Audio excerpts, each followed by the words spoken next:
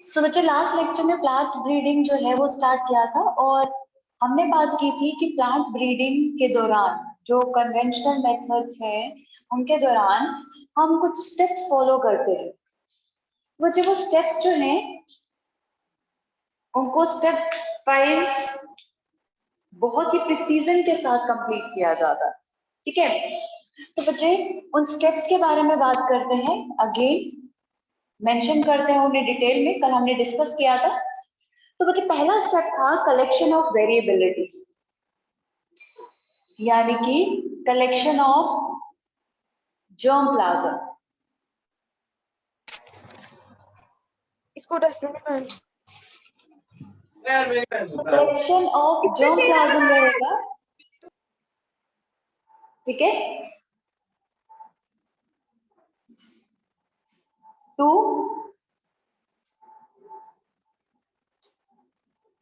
Consider variability. तो हम क्या करते हैं, वेरिएबिलिटी डिटरमाइन करने के लिए हम जर्म प्लाज्म को कलेक्ट करते हैं वेरिएबल केसेस में से। हम क्या करते हैं, कोई भी ब्रीडिंग प्रोग्राम होगा, कोई भी ब्रीडिंग प्रोसेस अगर स्टार्ट करना है, उसके लिए जरूरी होता है बेटा कि हम पहले सारे जर्म प्लाज्म को यानी कि पूरे जीनोम को कलेक्ट करके उसे एनालाइज करें। क्योंकि जब तक हमें पता ही नहीं है कि कौन कौन से जीन्स है या कौन कौन सा जेनेटिक अरेंजमेंट है, तब तक हम डिटरमाइन ही नहीं कर पाएंगे कि हमें कौन सा फीचर जो है वो किस जीन से मिलेगा और किस तरीके की जेनेटिक अरेंजमेंट जो है वो बहुत ही ज्यादा एफिशिएंट है और हमें कौन सा जीन लेना चाहिए। ठीक है, तो जर्म प्लाज्म को कंसीडर किया जाता है, उसकी वेरिएबिलिटी चेक की जाती है और बच्चे वेरिएबिलिटी चेक करने के बाद जितने पॉसिबल अरेंजमेंट्स हैं उसे एनालाइज करने की कोशिश की जाती है बेटा। ठीक है, तो बच्चे इसमें हम क्या करते हैं, we need to collect species, organism of species of a species, मतलब जितने पॉसिबिलिटी है, जितने पॉसिबल ऑर्गेनिजम्स हमें दिख रहे हैं, ऑर्गेनिज्म ऑफ अ स्पीशी जिसपे हमें काम करना है, देयर रिलेटिव्स, रिलेटिव्स यानी कि सब species and related wild varieties, जितनी भी वाइल्ड वेराइटीज हैं जो उनसे रिलेटेड है उन सबको कलेक्ट कर लेते हैं, क्योंकि हम सबका जर्म प्लाज्म देखेंगे। क्योंकि ब्रीडिंग जो है अगर करवाना है, हमें अच्छे से अच्छा फीचर चाहिए जो हमें इंट्रोड्यूस करना है, उसकी अच्छे से अच्छे लेवल पे उसका एक्सप्रेशन होना चाहिए। तो हम कोशिश करेंगे ना कि जितने पॉसिबल अरेंजमेंट्स हैं जो हमें दिख रहे हैं और जितनी पॉसिबिलिटीज हैं, जितना अच्छा जेनेटिक सिस्टम मिलेगा तो उतना ही अच्छे फीचर्स आएंगे। तो उस पॉसिबिलिटी को हम एक बार एक्सप्लोर करने की कोशिश करते हैं इस स्टेप में कि किस तरीके से कितने पॉसिबल हमें जीन्स मिल सकेंगे।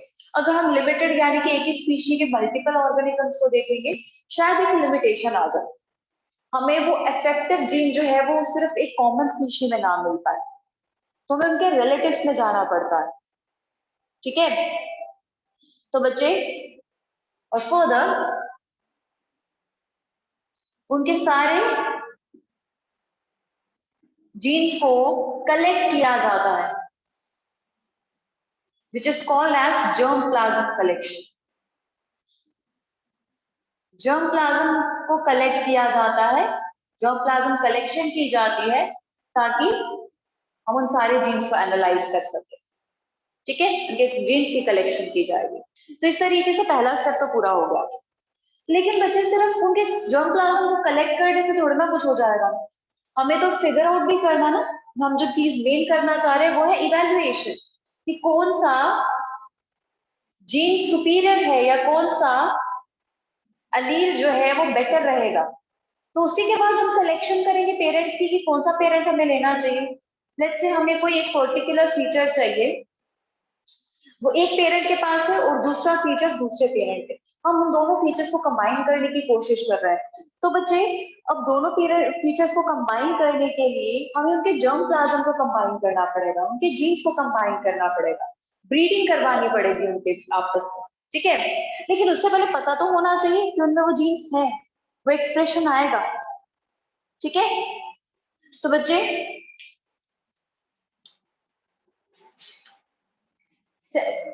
रिक्वायर्ड कैरेक्टर्स के लिए इवैल्यूएशन किया जाना है।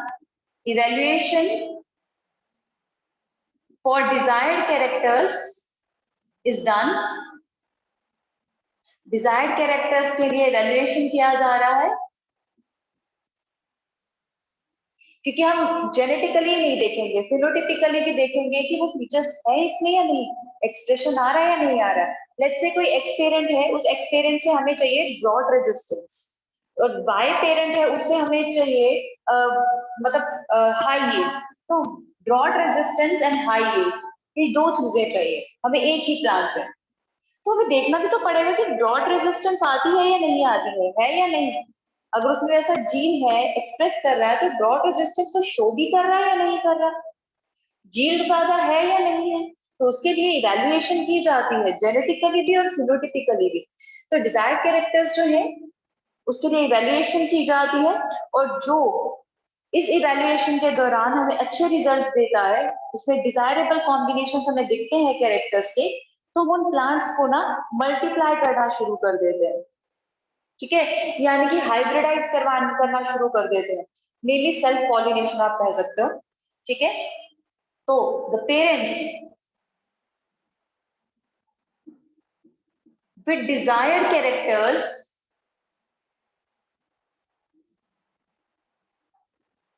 are selected and multiplied to create pure lines. To create pure lines.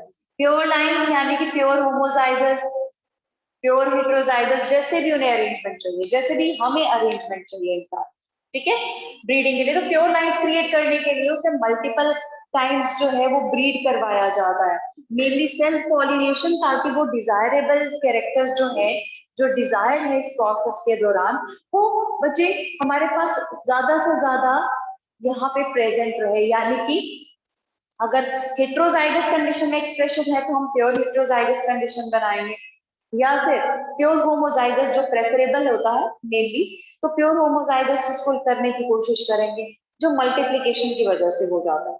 फिर हम प्योर लाइन को सेलेक्ट कर लेते हैं, यानी कि प्योर होमोजाइगस, प्योर डोमिनेंट और प्योर रिसेसिव, इस तरीके से कैरेक्टर्स को सेलेक्ट कर लेते हैं। ठीक है, तो मुझे पेरेंट सेलेक्ट हो गए। पेरेंट को सेलेक्ट करने के बाद अब अल्टीमेटली हमें थर्ड स्टेप करना है, ठीक है, जो कि नॉर्मली मेंडल के अकॉर्डिंग जो है उसी के स्टेप्स के अकॉर्डिंग हम चल रहे हैं। तो बच्चे अब क्रॉस हाइब्रिडाइजेशन करवाने वाले हैं। पेरेंट सेलेक्ट होगा ना, तो सिंपल सा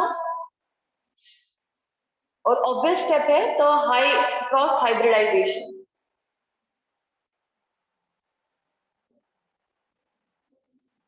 तो क्रॉस हाइब्रिडाइजेशन के दौरान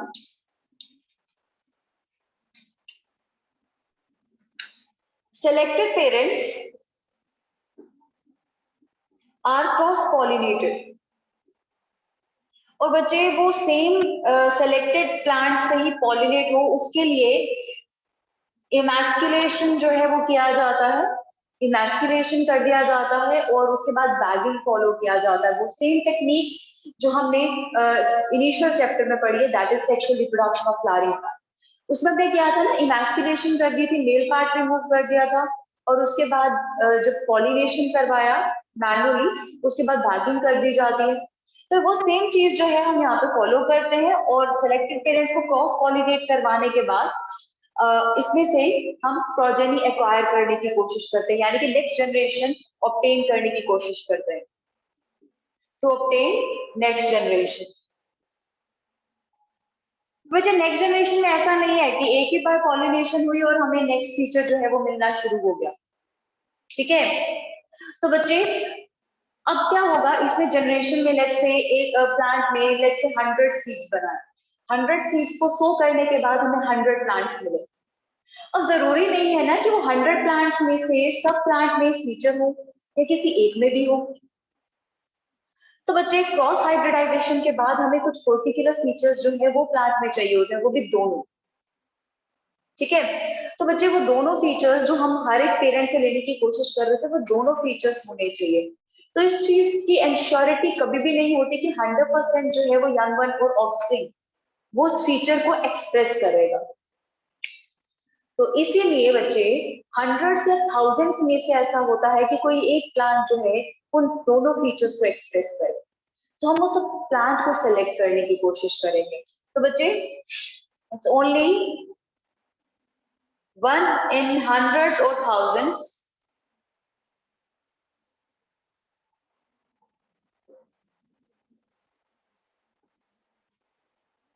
that desired feature can be expressed। ठीक है, तो बच्चे ये हो गया हाइब्रिडाइजेशन। अब बच्चे हमने एक चीज जानी कि हंड्रेड या थाउजेंड में से ही ऐसा कोई होगा जो कि फीचर को एक्सप्रेस करेगा। तो बच्चे उसके लिए सिलेक्शन या टेस्टिंग भी तो करनी पड़ेगी ना, है ना। तो सिलेक्शन और टेस्टिंग ऑफ रिकॉम्बिनेंट्स, वो रिकॉम्बिनेंट्स जो दोनों फीचर एक्सप्रेस कर रहे हैं, तो selection and testing of recombinants. तो बच्चे कोशिश की जाती है कि हम एक ऐसे रिकॉम्बिनेंट को सेलेक्ट करें जिसमें डिजायर्ड फीचर्स हो लेकिन दोनों हो, जिसकी वजह से वो रिकॉम्बिनेंट जो है वो दोनों पेरेंट से या फिर किसी एक पेरेंट से हाईली सुपीरियर हो। ठीक है, यानी कि सुपीरियर फीचर्स एक्सप्रेस करे। तो selection of recombinants with desired characters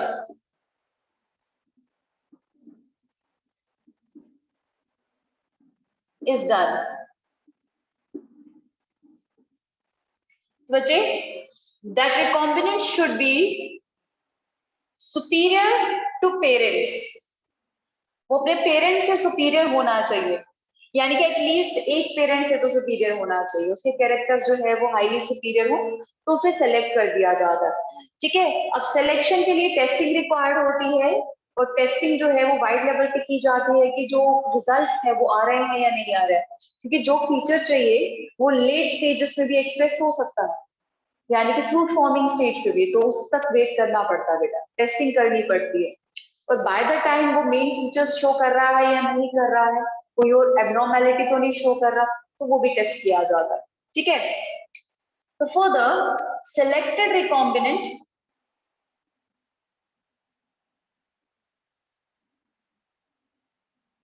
is further self hybridized, उसको सेल्फ हाइब्रिडाइज करवाया जाता है to attain homozygosity for that expressions, to attain homozygosity for characters, जो कैरेक्टर्स हमें चाहिए उसके लिए होमोजाइगोसिटी मेंटेन करने के लिए और अटेन करने के लिए हम उसे बार बार हाइब्रिडाइज करवाते हैं, सेल्फ पॉलिनेट करवाते हैं। मल्टीपल जनरेशंस पास हो जाती, लंबा प्रोसेस है, टीडियस प्रोसेस है, तो बहुत सारी जनरेशंस तक उसे बार बार ब्रीड करवाया जाता है। तो जब ब्रीड करवाने के बाद जब होमोजाइगोसिटी अटेन हो जाती है तो उसके बाद उसको वहीं पर रख दिया जाता है। ठीक है, तो बच्चे इस तरीके से हमें मिल जाता है अपना डिजायर्ड कैरेक्टर वाला प्लान। लेकिन बच्चे यहाँ तक पूरा प्रोसेस खत्म नहीं हुआ। अब जरूरी नहीं है कि जो कंडीशन हमने प्रोवाइड की उसी कंडीशन में अभी प्लांट ग्रो होने वाला, तो उधर और चैलेंजेस भी होंगे, तो उसके लिए भी टेस्टिंग की जाती है। टेस्टिंग की जाएगी, इवैल्यूएशन फर्दर किया जाएगा। ठीक है, और उसकी कमर्शियलाइजेशन जो है, वैल्यूएशन, रिलीज एंड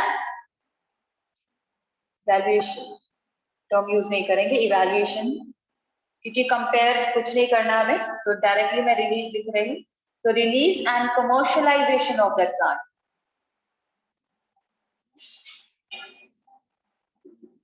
तो वो प्लांट, वो रिकॉम्बिनेंट प्लांट जो हमें अभी ऑब्टेन हुआ है उसको टेस्ट किया जाता है।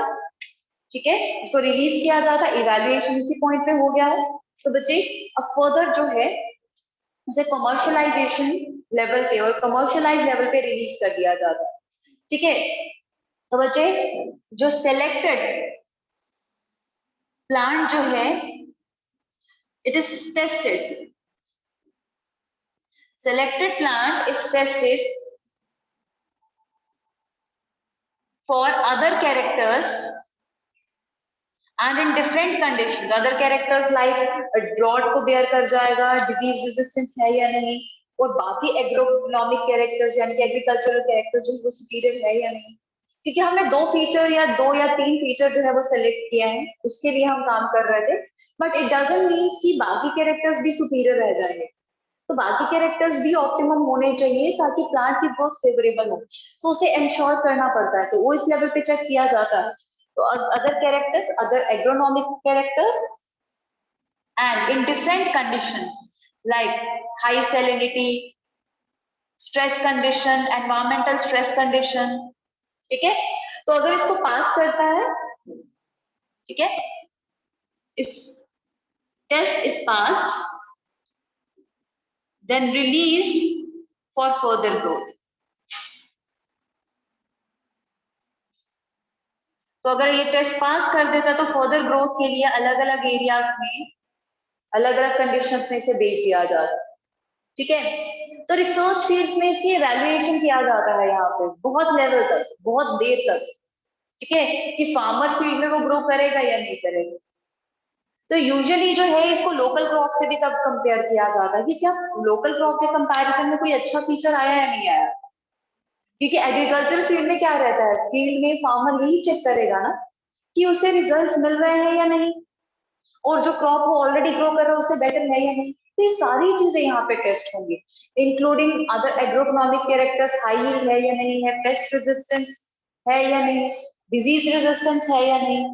ऑल तो सारे फीचर्स एक प्लांट में नहीं हो सकते, बट हम उन कैरेक्टर्स के साथ साथ एडिशनल कुछ कैरेक्टर्स देखते हैं। सैलिनिटी को बेयर कर पाएंगे या नहीं, स्ट्रेस जो है वो थोड़ा सा बढ़ते ही, एनवायरमेंटल स्ट्रेस बढ़ते ही इसको नुकसान तो नहीं हो जाएगा, हार्म तो नहीं हो जाएगा। दूसरा, बाकी जो नॉर्मल क्रॉप हो रही है उसके कंपैरिजन में ये सही है या नहीं है। तो बच्चे इस चीज को इवेलुएट करने के बाद, लॉन्ग टर्म इवेलुएशन के बाद इसे पास किया जाता है, इमीडिएटली इसको पास नहीं किया जा रहा। तो पास करने के बाद अल्टीमेटली इसे सीड्स को रिलीज कर दिया जाता है, ठीक है, ताकि अलग अलग फील्ड्स में से ग्रो किया जाए और ताकि हमें लॉन्ग टर्म के लिए और वाइडर लेवल पर प्रोडक्ट मिल सके, ठीक है। तो इस तरीके से प्लांट ब्रीडिंग की जाती है। तो मैक्सिमम केसेस में हमें क्या क्या फीचर्स चाहिए, high yield, disease resistance, paste resistance, और ऊपर से जो है स्ट्रेस रेजिस्टेंस चाहिए। इन सब फीचर्स के लिए ना बच्चे नियरली यही कॉमन स्टेप्स जो है वो फॉलो होते हैं। हाँ, डिजीज रेजिस्टेंस के लिए म्यूटेशन को फेवर किया जाता है। म्यूटेशन जो है वो इसीलिए फेवर किया जाता है वहां पे क्योंकि डिजीज रेजिस्टेंस के दौरान ना अगर हम इस प्रोसेस से ब्रीडिंग करवाएंगे ना तो बहुत लिमिटेड वेराइटीज ऐसी है जो हमारे पास लिमिटेड डिजीजेस के लिए हमें जीन्स दे सकती है, डिजीज रेजिस्टेंस के लिए जीन दे सकती है। हर एक डिजीज के लिए रेजिस्टेंट जीन्स अवेलेबल नहीं है और वो डिजीज एग्जिस्ट करती है उसके बाद भी। तो हम क्या करते हैं, तो नेचुरली एग्जिस्टिंग जीन को यूज करने के बजाय हम उन जीन्स में म्यूटेशंस करवाते हैं ताकि वो और भी ज्यादा सुपीरियर हो जाए, वो एक पर्टिकुलर जीन के लिए रेजिस्टेंस शो कर सके जो नॉर्मली जिसका जीन अवेलेबल नहीं है। तो डिजीज रेजिस्टेंस के केस में थोड़ी चीजें हमें कंसीडर करनी पड़ती। अगर नेचुरली अवेलेबल हो उसका रेजिस्टेंस का जीन तो वाइल्ड वैरायटी से हो, रिलेटेड स्पीशीज से हो, तो हम इसी प्रोसेस के थ्रू इंसर्ट करवा देते हैं एक प्लांट में, ठीक है। तो ये है मेन स्टेप्स जो ब्रीडिंग के दौरान फॉलो होते हैं। अब हम इंडिविजुअली हर एक स्टेप के बारे में बात करेंगे, हर एक कॉन्सेप्ट के बारे में कि कौन कौन सी रेजिस्टेंस है या कौन कौन से मेथड्स है फर्दर यूज होता है।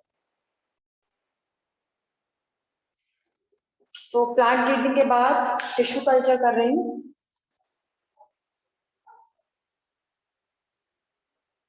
Tissue culture has another name called as micro propagation. तो टिश्यू कल्चर के दौरान हम क्या करते हैं, सोमैटिक पार्ट लेते हैं, सोमैटिक पार्ट को यूज करते हैं for the development of plant. और बच्चे सोमैटिक पार्ट से सबसे पहले इंड्यूस करवाते हैं हम रूट्स यानी कि एडवेंटिशियस रूट्स, क्योंकि रेडिकल और फ्लूव्यूल से निकली हुई रेडिकल फ्लूव्यूल से हमारे पास रूट या शूट जो है वो ओरिजिनेट होती है। लेकिन रूट को इनिशियली हमारे पास सोमैटिक पार्ट से भी ओरिजिनेट करवाया जा सकता है, और बहुत सारे केसेस में नेचुरली भी वो होती है, तो उसको एडवेंटिशियस रूट्स कहा जाता है। तो सोमैटिक पार्ट जो है it is used to form a plant, जिसमें सबसे पहले रूट फॉर्मेशन करवाई जाती है, देन शूट फॉर्मेशन। ठीक है, सो जिसमें हम कोई पार्ट लेते हैं, कोई somatic part, it's either stem, leaf, root, whatever it may be, तो बच्चे उस पार्ट को लेकर उससे फर्दर प्लांट बनाया जाएगा। तो हम क्या कर रहे हैं, सोमैटिक पार्ट ले रहे हैं लाइक लीफ, जिसमें से हमने छोटे छोटे पीसेस जो है वो कट कर दिया, इसी के लीफ के पीसेस, और अल्टीमेटली इन लीफ पीसेस को एक पर्टिकुलर न्यूट्रिएंट मीडियम में ग्रो करवाया है, एक पर्टिकुलर न्यूट्रिएंट मीडियम के अंदर ग्रो करवाया है। और बच्चे उस न्यूट्रिएंट मीडियम में हम प्रॉपर फॉर्मुलेशन लेते हैं, ताकि इस सोमैटिक स्ट्रक्चर से डिफरेंशिएशन होकर हमारे पास मेरिस्टेमेटिक टिश्यू बन जाए। हमने क्या लिया, सोमैटिक पार्ट लिया, परमानेंट टिश्यू लिया। तो लीफ में मेनली हमारे पास पैरेन्काइमा रहता है ना, parenchyma in the form of epidermis as well as mesophyll cells, palisade parenchyma हो, स्पॉन्जी पैरेन्काइमा हो, कोई भी रहता ना। तो बच्चे इसमें क्या होगा, ये पैरेन्काइमा जो कि परमानेंट टिश्यू है वो डिफरेंशिएट होकर यहाँ पे बना देता है callus, which is an undifferentiated tissue जो कि मेरिस्टेमेटिक होता है, द अनडिफरेंशिएटेड मेरिस्टेमेटिक टिश्यू।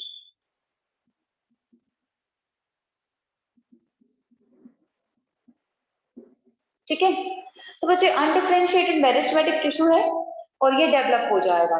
तो बच्चे अगर मैं इसका एक पार्ट देखें तो ये काफी बड़ा पार्ट हो सकता है, तो हम इसको कट करके इसको टेस्ट ट्यूब में डालते हैं फॉर फर्दर ग्रोथ, क्योंकि ये कैलस है मेरिस्टेमेटिक टिश्यू, पर हमें इसमें से चाहिए रूट और शूट यानी कि परमानेंट टिश्यूज चाहिए। तो इस तरीके हम इसको टेस्ट ट्यूब्स में ग्रो करवाते हैं फर्दर। पहले हमने प्लेट लिया है और इसके बाद इसमें से डेवलप हो जाता है पहले रूट और फिर शूट। तो ये प्लांटलेट्स जो बन गए, इस प्लांटलेट्स को लेकर हम नेचुरली सॉइल में डाल देते हैं। तो plantlets further are grown in soil. Lab condition में ही सॉइल रहे या नेचुरल कंडीशन में सॉइल रहे, इसको ग्रो करवा सकते हैं। तो बच्चे हमने सोमैटिक टिश्यू लिया, तो सोमैटिक टिश्यू से, सोमैटिक पार्ट से हमने मेरिस्टेमेटिक टिश्यू बनाया, और उस मेरिस्टेमेटिक टिश्यू को यानी कि उस कैलस को कट करके फर्दर उसमें से फिर डिफरेंशिएशन करवाई और रूट और शूट बनाया। तो आपके लिए क्वेश्चन है, हमने प्लांट ग्रोथ एंड डेवलपमेंट में हार्मोन्स किए थे, जिसमें हमने बात की थी कि रूट को इंड्यूस करने के लिए एक पर्टिकुलर हार्मोन चाहिए और शूट को इंड्यूस करने के लिए एक पर्टिकुलर हार्मोन चाहिए। ठीक है, मतलब दो हार्मोन्स का रेशियो है जो मेंटेन करना पड़ता है यहाँ पे। तो उस हार्मोन्स का नाम बताएंगे मुझे कल के लेक्चर में। ठीक है, तो इस तरीके से बच्चे टिश्यू कल्चर किया जाता है। लेकिन we need to make sure कि मतलब हमारे पास ये जो कैलस बना है, तो उसमें मेरिस्टेमेटिक टिश्यू जो है, वो कैलस जो है वो फॉर्म होना बहुत जरूरी है, क्योंकि इसमें जो मेरिस्टेमेटिक टिश्यू है ना वो टोटिपोटेंट सेल की तरह काम करता है। तो बच्चे टोटिपोटेंसी जो है इस रिक्वायर्ड, टोटिपोटेंसी यानी कि ऐसा टिश्यू बनना चाहिए जिसमें टोटल टेंडेंसी हो कि वो प्लांट का कोई भी पार्ट बना सके। ठीक है, तो बच्चे वो पार्ट, वो कैलस का पार्ट जो हमने यहाँ पे लिया, वो हमने इसकी टोटिपोटेंसी देख के लिए लिया, क्योंकि जो कैलस है वो मेरिस्टेमेटिक टिश्यू है, उसमें टोटल पोटेंसी यानी कि टोटल पोटेंशियल है टू फॉर्म अ प्लांटलेट। तो वो पार्ट कैलस का जो हमने यहाँ पे लिया उसे कहा जाता है explant. Explant, it's the meristematic part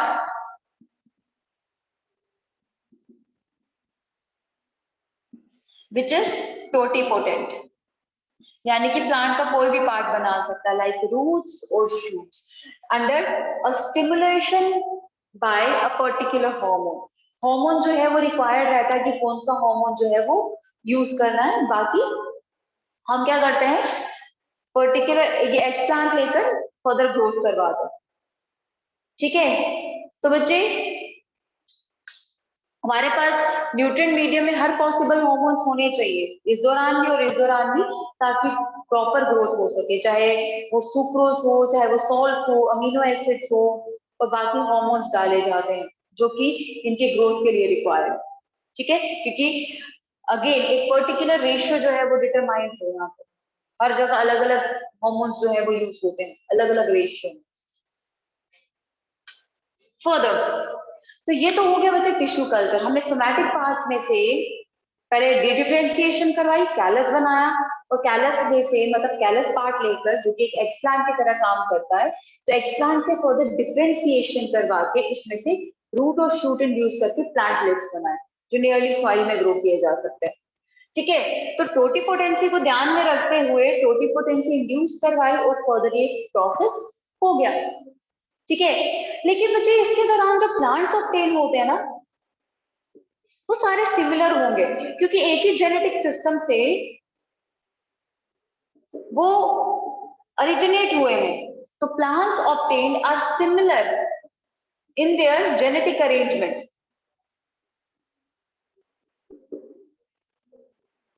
और जेनेटिक अरेंजमेंट सेम होगा तो फिनोटिपिक कैरेक्टर भी सेम आएंगे। So these plants are called as soma clones. इन्हें सोमा क्लोन्स कहा जाता है। ठीक है, तो बच्चे अब जेनेटिकली आइडेंटिकल होने की वजह से सोमा क्लोन्स कहा जाता है।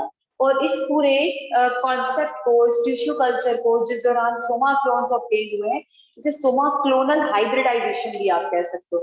तो एक और टर्म आपके पास आ गई, सोमा क्लोनल हाइब्रिडाइजेशन। तो इस तरीके के अगर आप सोमा क्लोन्स ऑब्टेन कर पाते हो फर्दर किसी भी प्रोसेस से, उसे सोमा क्लोनल हाइब्रिडाइजेशन कर कहा जाएगा। ठीक है, तो इसी तरीके से बहुत सारे सोमा क्लोन्स प्रोड्यूस किए जाते हैं अगर आपको कोई पर्टिकुलर कैरेक्टर चाहिए। लेट्स से प्लांट ब्रीडिंग के दौरान हमने एक प्लांट जो है वो रिकॉम्बिनेंट जो है वो सिलेक्ट कर लिया, एक प्लांट हमें ऑब्टेन हो गया। अब हमें वही फीचर नेक्स्ट जनरेशन के लिए भी चाहिए। अगर हम उसकी ब्रीडिंग करवा दें किसी दूसरे प्लांट के साथ तो वो कैरेक्टर्स चेंज हो सकते हैं। लेट्स से उसमें ऐसे सुपीरियर कैरेक्टर्स हैं जो कि एक पर्टिकुलर होमोजाइगस कंडीशन के दौरान आते हैं या हेट्रोजाइगस कंडीशन के दौरान आते हैं। अगर हम उसकी सेल्फ पॉलिनेशन भी करवा दें तो रिकॉम्बिनेशन होने के चांसेस है, तो स्लाइड डिफरेंस आ जाएगा। पर हम चाह रहे हैं कि हमें एग्जैक्टली ही प्लांट मिले बिना किसी चीज के, तो टिश्यू कल्चर जो है वो सोमा क्लोन्स बहुत बेटर विल बना सकता है, जो पेरेंट्स के साथ भी मैच करेगा, पेरेंट के साथ भी, और आपस में जेनेटिकली जितने भी प्लांट मिलेंगे उनके साथ भी सब मैच करेगा। ठीक है, तो बच्चे इसके यूजेस क्या है? पहला यूज जो है वो ये है to obtain genetically similar plants. Genetically similar plants जो है वो ऑब्टेन हो जाएंगे। ठीक है, और दूसरा फीचर और बहुत इंपॉर्टेंट फीचर है, we follow tissue culture to obtain disease free plant. Let's say कोई ऐसा प्लांट है जिसमें बहुत ही इंपॉर्टेंट जेनेटिक फीचर्स हैं या फिर वो एक्सटिंक्ट होने वाला है और हमारे पास लास्ट नहीं बचा था, तो बच्चे उसमें ऐसे फीचर्स हैं जो मिस नहीं करना चाहते। और एक जेनेटिक प्लांट ब्रीडिंग में बच्चे बहुत ही ज्यादा कॉस्ट लगता है। देखने में बहुत सिंपल प्रोसेस लग रहा है पर बहुत कॉस्टली प्रोसेस होता है, बहुत टाइम चाहिए, सालों चाहिए। अगर कोई बड़ा प्लांट है तो सालों लग जाते हैं हमें सिर्फ एक जनरेशन मिलने में।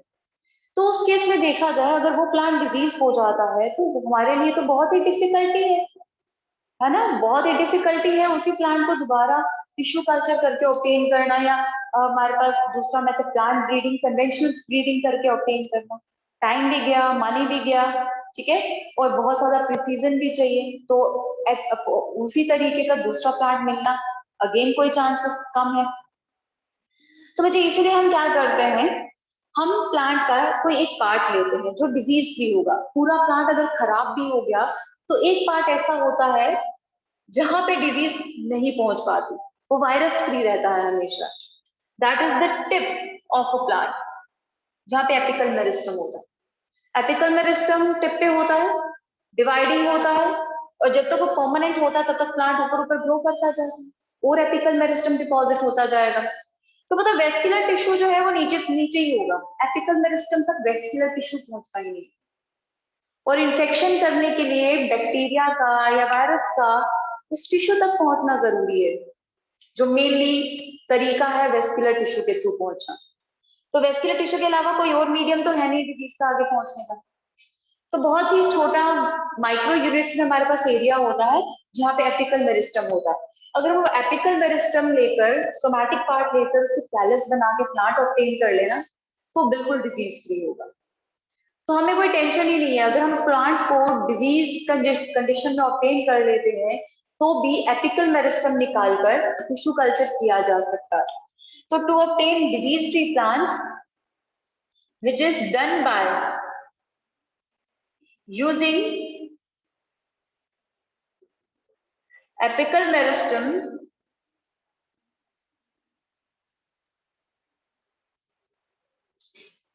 of a diseased plant also। Disease plant के एपिकल मेरिस्टम को यूज करके भी किया जा सकता है बेटा, ठीक है, क्योंकि apical meristem remains free from any disease. ठीक है, तो इन विट्रो ग्रो करके हम डिजीज फ्री प्लांट ऑब्टेन कर सकते हैं। तो apical meristem remains virus free always. वो एपिकल सेल्स को टारगेट नहीं कर सकता क्योंकि उसमें वेस्कुलर बंडल की सप्लाई नहीं होती है। ठीक है, उस तक रीच नहीं करता है वेस्कुलर बंडल। ठीक है, सो ये हो गया हमारे पास टिश्यू कल्चर।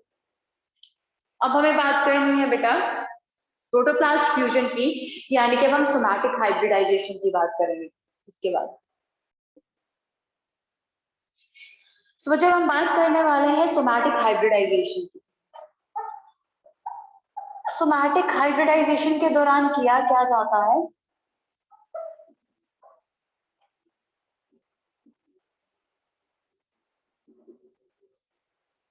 सोमैटिक हाइब्रिडाइजेशन में हम क्या करते हैं कि जो प्रोटोप्लास्ट होता है ना, आइसोलेटेड प्रोटोप्लास्ट, वो आइसोलेटेड प्रोटोप्लास्ट जो सेल्स का होता है उसे फ्यूज करवाया जाता है। जैसे कि दो सेल्स हैं, ये दो सेल्स, ये दो सेल्स जो है इसमें कैरेक्टर्स जो है वो बहुत ही अच्छे हैं। ठीक है, तो बच्चे अब इन दोनों ये प्रोटोप्लास्ट में हमारे पास अकॉर्डिंगली कैरेक्टर्स जो है वो प्रेजेंट है। अब हम क्या करेंगे, इन प्रोटोप्लास्ट को फ्यूज करवा देंगे, इन दोनों सेल्स के प्रोटोप्लास्ट को फ्यूज करवा के एक कॉमन सेल जो है बना देंगे। ठीक है, हम इनके प्रोटोप्लाज्मिक कंटेंट को फ्यूज कर रहे हैं। ठीक है, तो बच्चे अब प्रोटोप्लाज्मिक कंटेंट को फ्यूज कर रहे हैं ताकि हमारे पास डिजायर्ड कैरेक्टर्स जो है वो ऑब्टेन हो सके। ठीक है, अब इसमें किया क्या जाता है, सबसे पहले तो प्रोटोप्लास्ट को आइसोलेट किया जाता है। व्हाट इज प्रोटोप्लास्ट, प्रोटोप्लास्ट में क्या किया जाता है कि प्लाज्मा मेम्ब्रेन इंटैक्ट रखी जाती है, बस सेल वॉल को डिग्रेड कर दिया जाता है। ठीक है, तो बच्चे प्रोटोप्लास्ट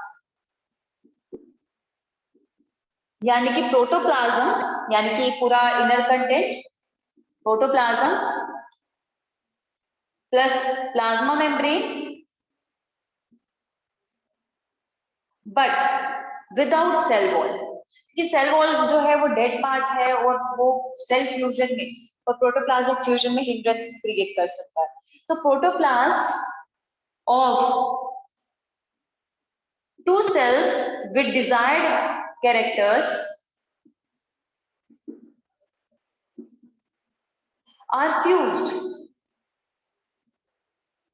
उन्हें फ्यूज करवाया जाता है। ठीक है, to obtain a cell with combined desired characters, इसमें कंबाइंड डिजायर्ड कैरेक्टर्स आ जाएंगे।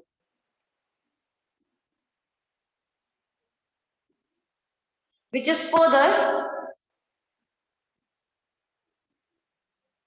grown to obtain a new plant, hormonal condition और न्यूट्रिएंट मीडियम में से फर्दर ग्रो किया जाता है to obtain a new plant. ठीक है, इस तरीके से किया जाता है। तो बच्चे ये है सोमैटिक हाइब्रिडाइजेशन, और जो न्यू प्लांट जो है उसे वो जो ऑब्टेन होगा उसे सोमैटिक हाइब्रिड कहा जाता है। ठीक है, उसका नाम है सोमैटिक हाइब्रिड। तो सोमैटिक हाइब्रिड जो है वो डिजायर्ड कैरेक्टर्स के साथ होता है और इन विट्रो कंडीशन में काम हो रहा है, प्रॉपर सेल्स लिए जाते हैं तो डिजीज के चांसेस कम होते हैं बेटा, इन्फेक्शन के चांसेस कम होते हैं, बस लैब कंडीशन में उसकी ग्रोथ का ध्यान रखना होता है। ठीक है, तो प्रोटोप्लास्ट को हमने फ्यूज करवा दिया। So this is about somatic hybridization. हमने इंडिविजुअल सेल लिया है और जिसकी सेल वॉल डिग्रेड कर दी गई है, उसे फ्यूज करवाया गया बेटा।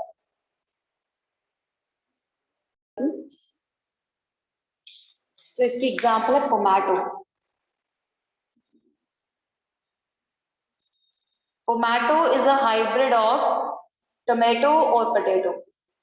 इन दोनों के प्रोटोप्लास्ट जो है वो फ्यूज किए गए थे टू ऑब्टेन पोमैटो। ठीक है, जिसमें दोनों के कैरेक्टर्स जो है वो प्रेजेंट है।